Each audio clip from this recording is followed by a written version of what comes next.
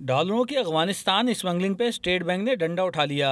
400 से जायद मसनूआत पे 100% नकद मार्जिन और दरामदी गाड़ियों पर फाइनेंसिंग की सहूलत बंद करने के बाद अब डॉलर की खरीदारी बायोमेट्रिक की तस्दीक से मशरूत कर दी गई है। करेंसी डीलर रुपए की कदर बेहतर बनाने के लिए इसे अच्छा इकदाम करार दे रहे हैं। सही वक्त पे सही फैसला है।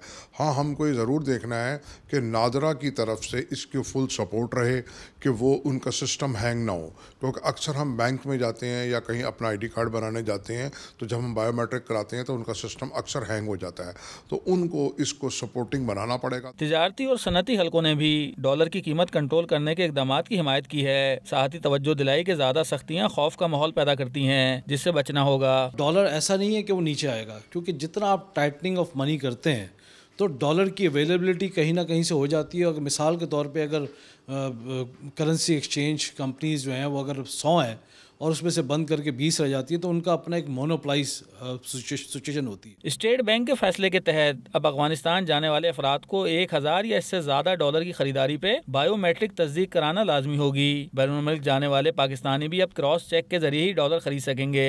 कैमरामैन मोहम्मद कासिम के साथ तलकीन जुबैरी, डॉन न्यूज, कराची।